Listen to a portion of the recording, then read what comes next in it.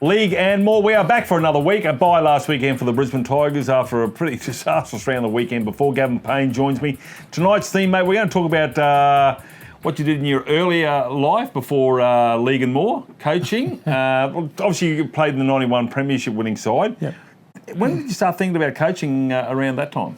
Didn't really have any ambitions to coach. I played another season in 92. We got pumped by West, who got their revenge in that grand final against us. So they got them back to square, and then had no real intentions of coaching. They had their coaches all set here, and Shane Richardson gave me a call. One of the reserve grade coach at the time, I can't recall who exactly that was, wasn't able to take the job after he'd been appointed, and saw if I was interested, and I thought it was a good opportunity as anything. So just jumped in and coached Reggie's for 93, 94. Okay, titles? No, we were good feeder club to the good feeder team to the first grade side, mate. Unfortunately, not good enough because they got beat by West in 93 as well in the grand final. So, you got Jeffrey and the boys. There you go. There you go. And did you give coaching away then? No. I was lucky enough to. That was Langy moved to Sydney to start his coaching career down there with Cronulla. Richo moved on as well, and I got an opportunity to apply for and got the A grade job at the Tigers in those days. Hell of a step up. Yeah, it was. Obviously not as professional in those days, and coming straight out of playing, I had a fair handle on the requirements and the coaching characteristics that were around at the time. So it wasn't a real big transition. I certainly jumped into it and enjoyed it. We had some reasonable sides. Obviously, it was in the post Broncos era, so that the BRL competition wasn't as strong as it had been in the past, but nonetheless, it was still very competitive. To keep you up at night when you found out you were going to do the job? A little bit more to come out, surely. Yeah, no, not really. Yeah. I had children, and I'd been playing for a long time, and had a very understanding wife who let me continue on in the coaching role. It was something that, whilst I never really had any ambitions for, people kept telling me, Langy and those sorts of people, that I should get it and have a crack at it. So I did. We had some success without the ultimate success again. Obviously 91 was the last comp that the club's won. They've been in many grand finals since. We made the grand final in 95, got beat by Wynnum, and we were there again in 97, got beat by Redcliffe. And, as always, the losers lament. We could have won each of those. I shouldn't say easily. We could have won each of those games. Unfortunately, it wasn't the case. All right. Since then, you've just been sitting back and enjoying the footy. Are you glad you're not coaching now? I got back into it a little bit. 98 was my last year in A grade. I got back into it in the sort of early 2010s. Matt Church was coaching the Colts down here, so Churchy invited me to come and have a look and a run. So I was just basically helping him out. I looked after the backs, and Daunty's old man, Caleb Daunt's old man, looked after the forwards and that. So we were helping Churchy out, and then the following year, I stayed on for another couple of seasons, just as a general roustabout, not really doing anything in particular, but just helping out around the place. So that was the last opportunity I had. Prior to that, I did a fair bit of coaching down at these juniors as well when I had children coming through. So fairly diverse, bit like JB, and where you come through the juniors and what have you, and just got those ambitions and that. So across the whole spectrum. Do it again. Getting a bit long in the tooth. The game is sort of... I'll bet it's 400. Yeah. Come on. But, the game's changed a lot too from when I last coached at a senior level. So, it's probably, if the opportunity was there, it'd probably be along the lines of, as an assistant at some point in time. I never say never. I'm approaching the big 6-0. So,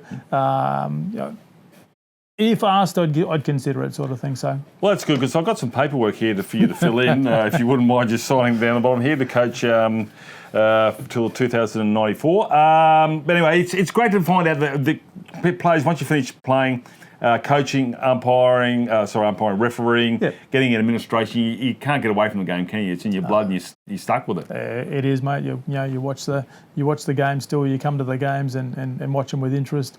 I have no direct connection with East anymore, other than doing this show with you, John. But it's just, it is in your blood, mate. It's like a disease.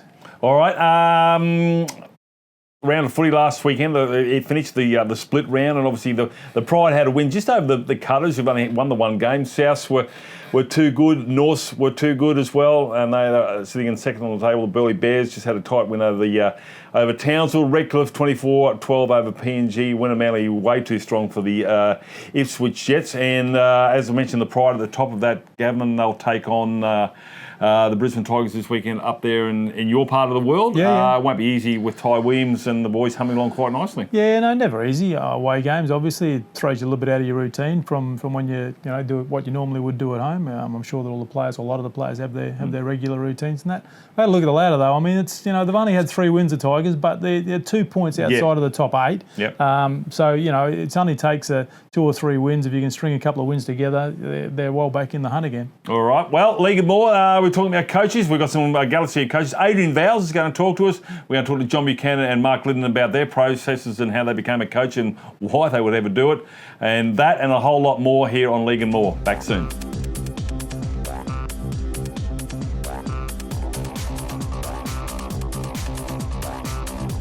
All right, the BHP Grand Final will take place this Sunday afternoon right here at Totally Workwear Stadium. And joining me is the head coach of the Brisbane Tigers side, Adrian Vowles. Vowlesy, let's go back to pre-season, mate. How did you go with the whole concept of the BHP competition and coaching in the Brisbane Tigers? Yeah, I loved every minute of it. It had its challenges, a lot of injuries that we suffered, but I loved every minute of it. We had a great bunch of girls.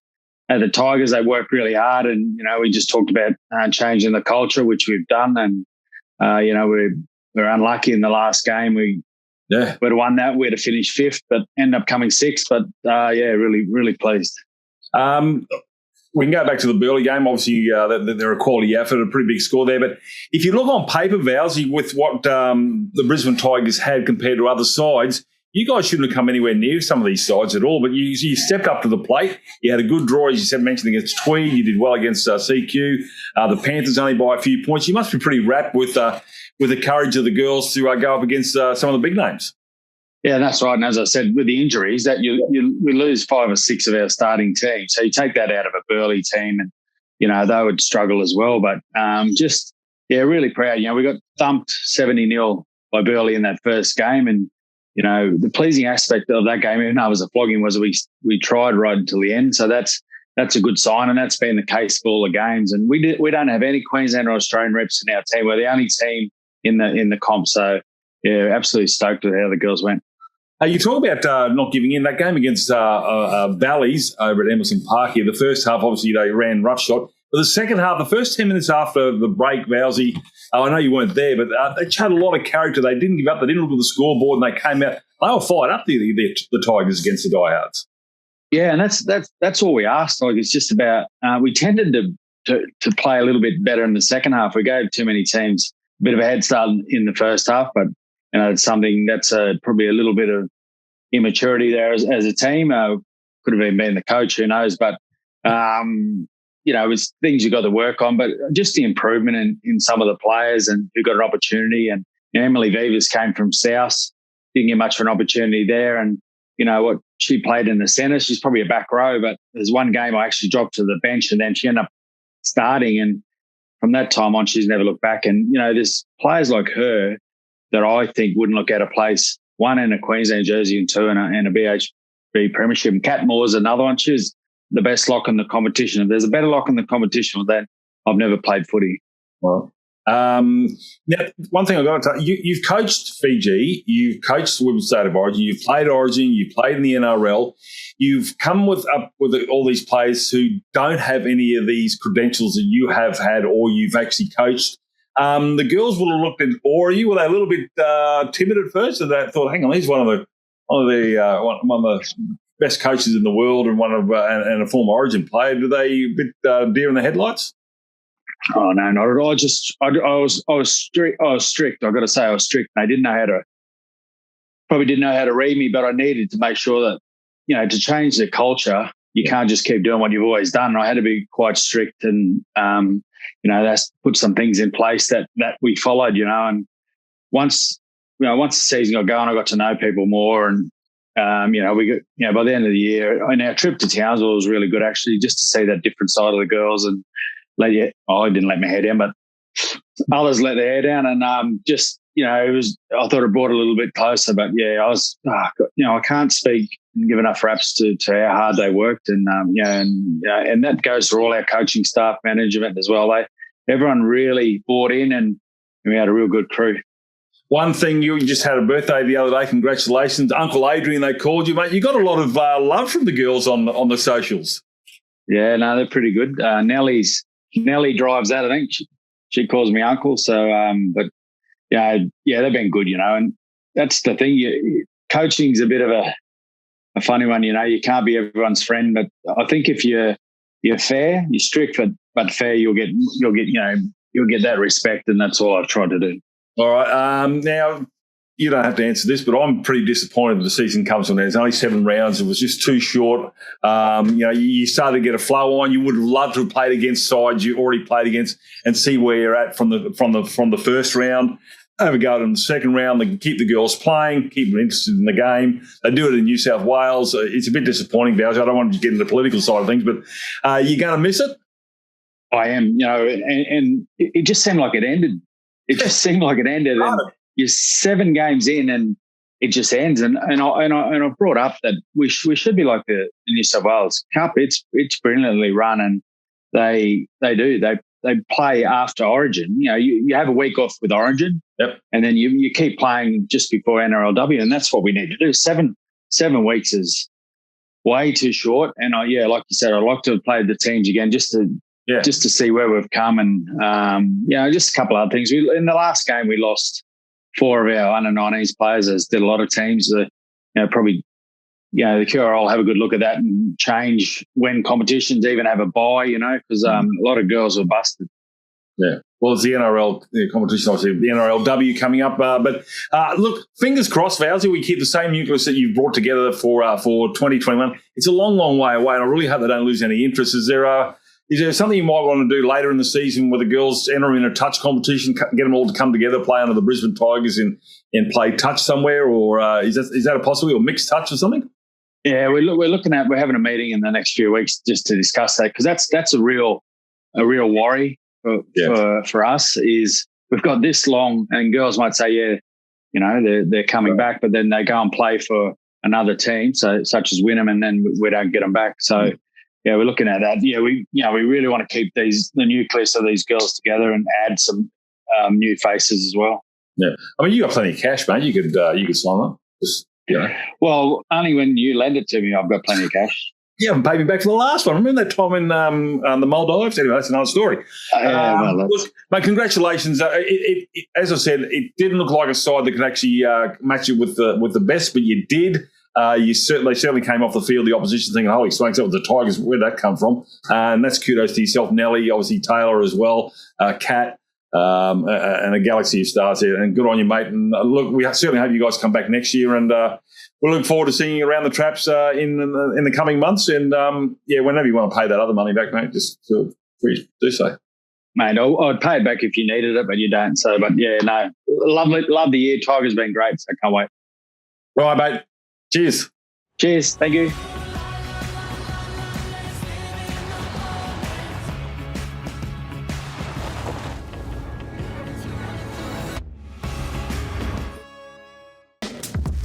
Joining me is John Buchanan. JB, bye last weekend. Happy days. Let's just talk about John Buchanan as a coach. Before you were a coach, mate, where did you play your junior footy? I was a Redcliffe junior. I played a number of years down there. I grew up on the peninsula. At Clontarf, and went to school down there. Played a number of my early juniors down there. I've had a couple of years at Brighton Roosters as well, which was across the bridge back then, before we moved across to the south side. And I actually played, in my later teens, I played for St Paul's, which is now Logan Brothers. All right, and then you've always played league when you finished school? Yeah, I did. I played league straight out of school. Tried to play here, actually, as I was saying to you just a little bit off air, but had a pretty hard run, actually, as a young fellow with some injuries. Ended up getting cut. Do you want to name names for that one? Well, he's an ex-grade here, Shane McNally. He cut me. I remember that. It was pretty devastating at the time. But, look, I was struggling anyway with some injuries. I was talking to Payne there. I had a pretty bad head knock actually. Now that it's a topic of conversation at the moment in the game, which really dented me confidence, particularly being young.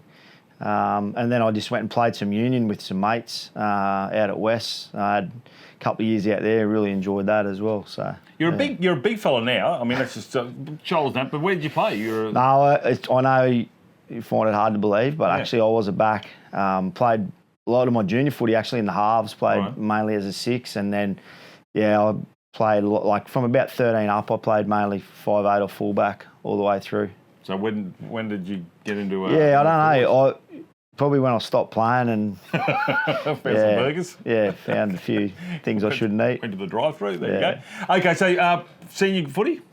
Yeah, I didn't play a lot of senior footy here at all. As I said, I tried to play here, got cut. I went over to Brothers for a little bit as well, but ended up over at West after that. All right, so madness seeps in and you start to coach. When did you think coaching was a good idea? Fairly young, to be honest. I don't know. I know you hear stories of people saying they grew up sleeping with a football in their bed and that. Well, like that was me. My family still talk about it to this day. I just loved the game. I grew up following the old Brisbane Rugby League as a kid, like always at Dolphin Oval, always travelling, following, go to Lang Park on a Sunday to watch games. So, the game, it's all I really knew as a kid. I love rugby league and I love cricket. Those were the only two things that I sort of really embraced. As far as coaching goes, as I said, I started an apprenticeship and I finished that, but I had to work a lot of weekends back then.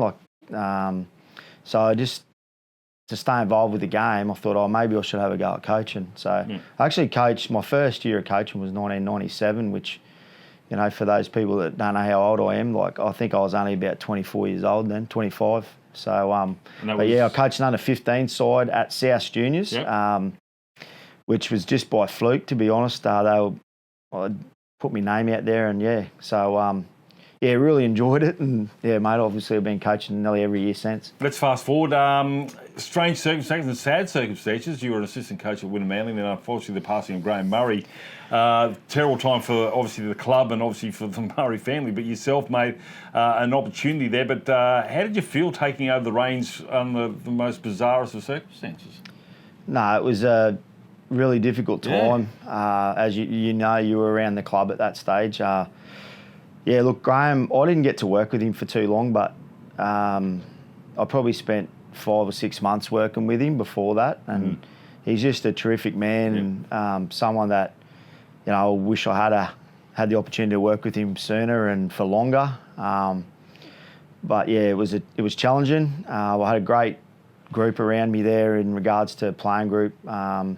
Captain at the time at Wynnum was Luke Desile-Don, who was a tremendous leader, a man, and really helped me. All the leadership group helped me get through it, and we had a pretty successful year in the end. But those times were challenging, and obviously not the circumstances that you want to get your start. But Graham was one of my biggest supporters, so it was quite, through those times, even when he was really sick, he'd be constantly ringing me and trying to come to training and trying to help me as much as he could if he felt I needed it. I can remember actually ringing him when he's at coffee on the Gold Coast. I said, "What are you doing down there?" He said, "I brought the front door down. I'm going to practice surfing." I said, "Oh, okay, good luck with that." But anyway, funny man was Graham Murray. But you end up at South. Let's just fast forward. And while you're at South, you coached the resident side. So that was a big kudos to you, mate. Taking over from Aaron Zimmerly. Yeah, no, loved it. Great 3 years, to be honest. I think we lost one half of footy in that 3 years, which probably cost us a game, with game 2 in Sydney a couple of years ago. But there's some circumstances there in that game. I think we lost Jamal Fogarty after 15 minutes. Pat Politoni was our hooker as well. So, it's not ideal in a one-off game that you lose those sort of personnel. But, mate, loved the week in camp. I've been really fortunate to work with some wonderful players through that 3 years, and a lot of them now are playing regular NRL, so it's quite enjoyable to turn the TV on and keep an eye on them all. Most definitely. And now you're here at the more or less back here at the Brisbane Tigers, mate. And in your first year, a little bit tough. Obviously, last year COVID, a bit of a muck around. You've had it. You come into an era of rugby league where there's a COVID, and then you're a residence coach, and obviously what the circumstances of Wynnum and getting cut by Shaming Nelly. Anyway, and all of a sudden now you're dealing with Craig Bellamy in the NRL and the Storm. So you must shake your head and say, "Holy smokes, how did I end up here?" Yeah, look, I've always wanted to come to this club. I was here for a brief period in 2009, which was the year I was actually having off. And Desi Morris was a CEO at the time. He got me in for the last 10 weeks to help with reserve grade, and just always thought that it was a really good club and I'd love to come back here at some stage. So, yeah, the opportunity to come back here sort of came through Craig Hodges and Terry Madison, and really good mates with Craig, and was excited to come on board and work with those guys. And obviously the boys are calling me Stephen Bradbury at times, so I'm last man standing. But yeah, I've been fortunate again, mate, to be given the reins here, and it's our position on the ladder at the moment, it's not where we want to be. It's still been really enjoyable to work with the players and all the people involved with the club. All right, I don't think you look out of place on Skates Blades of Glory 2. I think you look great with Will Farrell and some latex, Will mate. Farrell. You'd be fantastic. Just quickly, the Pride, Ty Williams and the boys, they're high on the ladder. You're away. They got some quality players, and Ty is very pedantic and very structured and precise in what he does, and he's going to do a lot of homework on you, Blake. So it'll be a tough ask. Yeah, always tough to beat up there. They always compete really hard. So yeah, we know that. I think we've said it a number of times. There's no easy games in this comp, and yeah, they're going along really well. So we need to improve a lot on our last performance, and if we're going to get a result up there. You've been interrogating the Talkies about the Pride trial? No, I haven't asked them too many questions as of yet, but yeah. I'll lie to you. Jamie, great insight in actually your life story in rugby league and coaching and all that sort of stuff. And you're only a young bloke. You're only 38, and you owe me $50. But you've got a long way to go. Obviously, you're second tier underneath the NRL, and hopefully one day the opportunity comes for you to step up to the big time. But in the meantime, thanks for joining us this afternoon, and all the best. Thank you. Cheers. Thanks, Johnny.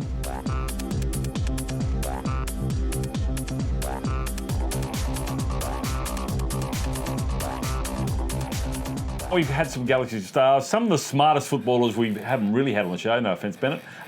We got Hugh, Pratt with us. Hugh, loving your time at the Tigers at the moment? Yeah, mate, yeah, really enjoying it here at the Tigers. It's a really, really good club feel about the place. We've got a good unity from the younger ages all the way up to the senior boys here, which I really enjoy. I really like working with a lot of the younger players we've got coming through here, and there's a big focus on that. So yeah, I've watched you play in the BRL as well. You're a dynamic player. You don't mind running the footy from dummy half. Yeah, I haven't played a lot of football this year yet. But try and do a little bit more out of dummy half. When I can, when I'm not blowing too much. So try and do a bit there as well. So the first 10's a bit better than the last 10. Yeah, definitely. Yeah, right. Yeah. And did you play what's in front of you? Are you given instructions? Is there a set moves, or have you got to actually play what's in front of you? It's a tough ask. Yeah, it is. Yeah, obviously you try and balance that. There's some the better hookers do that really well. Someone like Harry Grant obviously is probably the best at it at the moment in the game. But JB's really good. He's encouraged us to play what we see, and obviously we have our own shapes and structure we like to fall back into. But when we get a fast play the ball, it's all systems go, and we sort of play off the back of it. So is there one particular forward you like really seeing charging on that footy in the forward pack? I mean, I think there's some beautiful men there. We're talking about Bennett Leslie, who should be on the back of a horse. We're talking about Mitchell Fry, who should be doing the towel challenge. But is there any Penne? Penne's got really good leg speed in the contact. Geordie Grant's got a good offload. We've got some Sam Lavea. He's a big strong boy as well. We've got some really really good middles here, like you touched on Bennett. They got good footwork and they work really hard to get a good play the ball. So it makes my job a lot easier. Have you scored yet this year? Nah. Still on the nudie run? Nah, still on the nudie run. Yep. So definitely something to check off hopefully over the next couple of weeks. Let me get this right. When it comes to actually dummy half right on the line there, we're talking about the Greg Kineshis of the world. just help me out without giving too much away. How do you know when to actually go yourself? On the try line? Yeah. Yeah, obviously looking for a few things. A tired front row is a pretty good indicator. Someone who's sort of looking to play on the outside as opposed to focus on the ruck. You're sort of keeping an eye for those indicators, and even a fullback who is part of the line but's going to run out and try and chase a kick. That's obviously something that you're looking for as well. Do you look at their feet at all? Probably not too much. Okay. No. You just get a bit of a sense of their body language and where their sort of attention is, and if it's not on you, then you're normally a fair shout to score. 30 centimetres out from the try line. So, have you practiced the mousetrap yet? The what? No, we haven't done the mousetrap. Yeah, it could be something we might pull out this week. See what JB wants to work on. Cut that. We don't want anybody knowing about the mousetrap. It's coming up this weekend. But no, don't tell anyone. Have you asked JB about that? No, I might run it by him now, actually. See what he says. Hopefully he gives me the tick of approval. I think he's seen that before. Get someone like Purcell in there, I think, be pretty effective with, wouldn't it? So there you go. Actually, I think he should go and dub me up. You should go over and score. See what the Tide forwards do. Pride this weekend, mate, going to be a tough ask. Look, we've had that first block. We've got the bye this weekend. We forget about what's happened in the past. We'll try and draw on the experiences. The Pride, you're going away for the weekend. Really looking forward to it. It's always a good fun trip up there, especially if you get a win. And the Pride are going really well this year. They got some big middles, and I think that's definitely where we want to loss for us on the weekend. If our middles aim up and we kick well, I think we'll be in with a good chance. So. All right. Who do you hope you don't bunk with while you're up there? Don't bunk with probably Bennett Leslie's high on the list. He's not the cleanest bloke around the place. Doesn't shower. So you use 2 towels per head. 2 towels per head. Yeah, he's got plenty of hair. So him or Darren Nichols is another one who likes a bit of a yak. So stay away from him. Darren will take an eternity to get ready. I mean that's he does look good always. Yeah. You can't argue with that. Being a redhead, mate, you get a little bit fiery? Geez, that's a bit tough. I reckon I'm not too red, but I don't get too fiery. Auburn might be the word, yeah. Auburn people aren't angry. It's just the redheads. But got red beard. The red beard probably gives me a bit of grief, but pretty tame sort of bloke. Yeah, you wouldn't look out of place on NCIS, mate, with that half growth there. But listen, mate, all the best for the rest of the season. Thanks for your time, and go out there and do some training. Think about the mousetrap, and if it comes up, mate, I want you to just acknowledge where you heard it first. Beautiful. And, if it's a 4-pointer, even better. Sounds good, mate. Cheers, mate. Thank you. Thanks so much.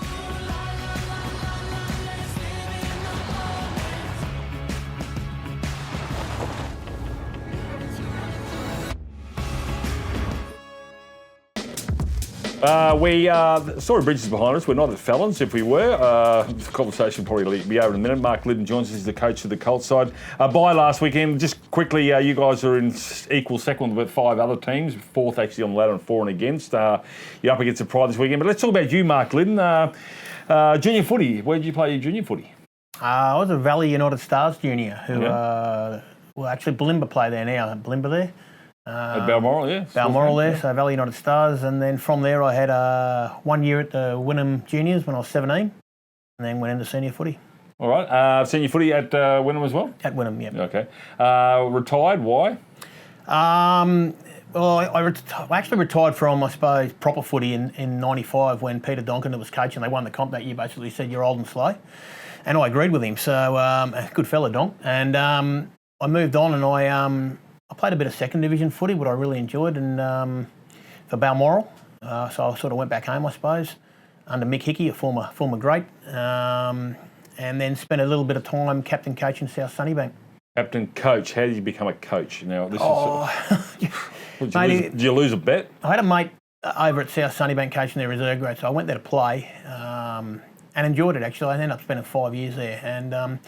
Anyway, our coach decided he didn't want to coach anymore, so I put my hand up to captain coach for 2 weeks. I sacked myself as captain and coached and played, and I made a bloke called Chris Rehberger, who's a former Wynnum player, captain, who I'd got over there, and he did a really good job looking after that side of things, and I sort of struggled a little bit as a coach playing, but I enjoyed it. I learned a few things out of it, and we were reasonably successful, so it was good.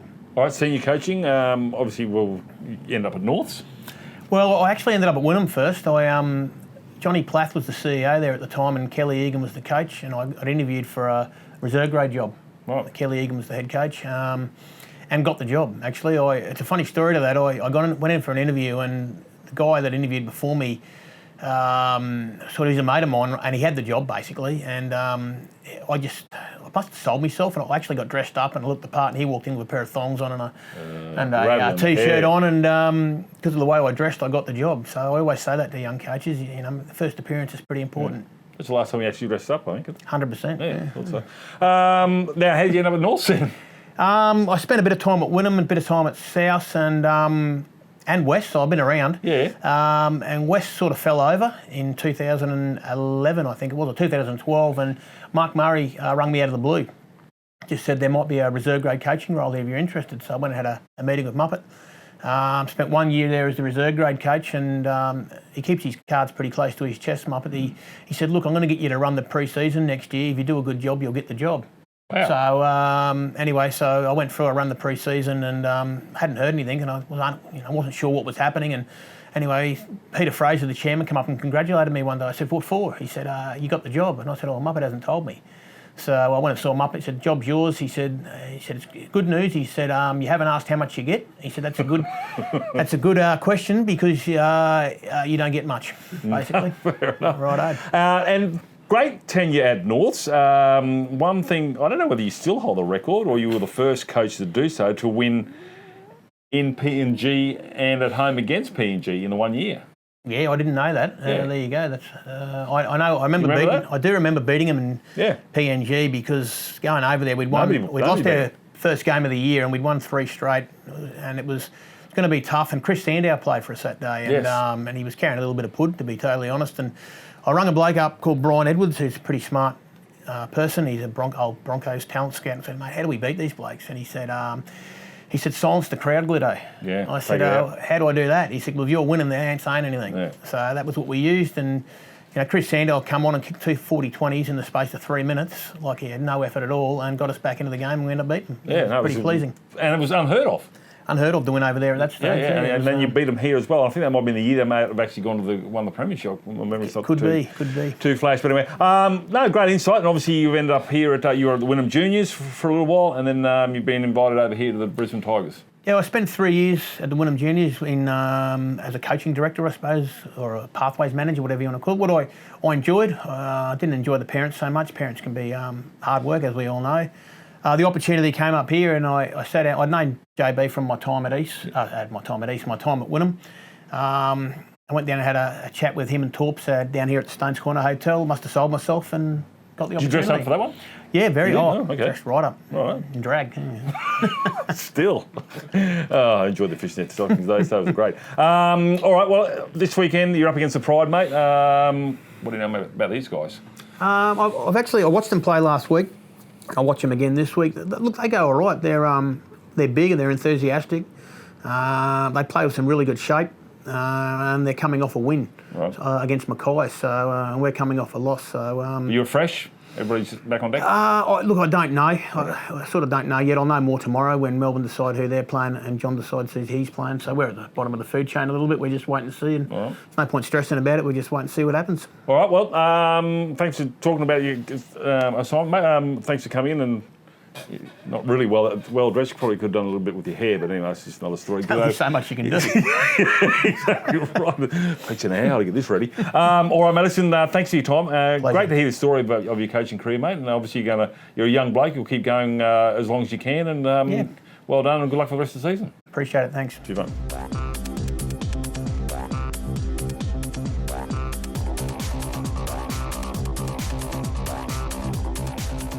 All right, been waiting a long time to interview this man. Josh Colls has great pedigree as well. How are you, Colsy? Good, thanks, mate. How are you? Good.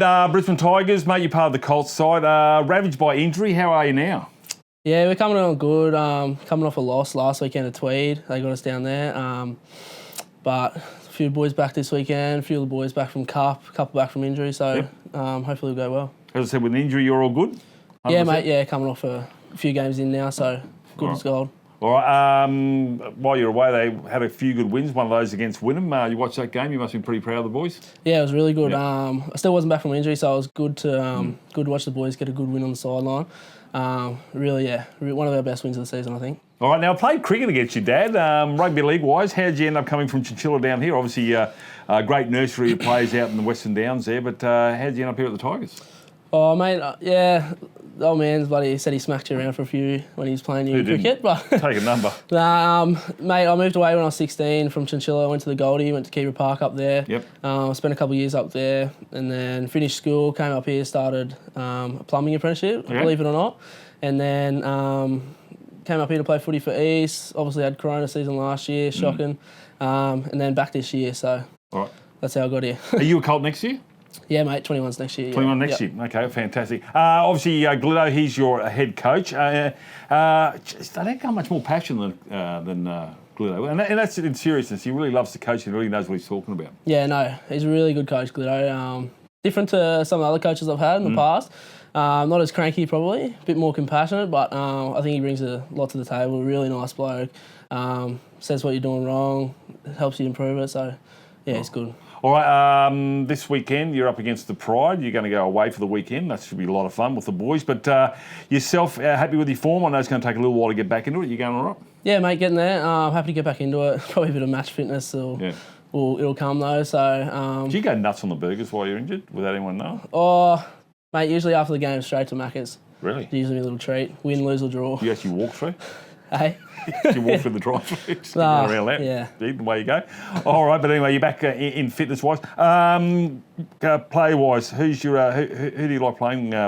Or if you're going to travel up to PNG, who do you mind sitting next to on the way on the plane? Oh, mate, you got to sit next to the funny blokes. Yeah. Who's the funniest guy? Don't know if you'd say funny. Probably a bit of a pest. Jimmy, James. He's James Busby. Bit of a little rat, but funny bloke. Keeps it entertaining. As long as you're close to him, you have a laugh, but not right next to him. So you're going to take him up there, but maybe not bring him back? Yeah, that's the plan, mate. That'd be ideal. Good on you, Colsy. Well, listen, all the best. We'll let you go. Obviously, forget about that last game. We move forward. You're sitting fourth on the ladder. You're equal second.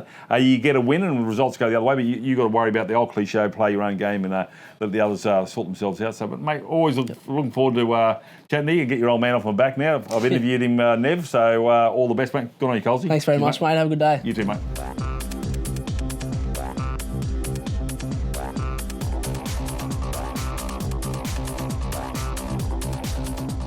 All right, Payne, good insight on how people became coaches. Gliddon, obviously yourself, Adrian Vowles, who's currently coaching the Fiji side. It's funny how people become coaches in the first place. Yeah, look, it is. It's obviously, as we've said, it's in our blood.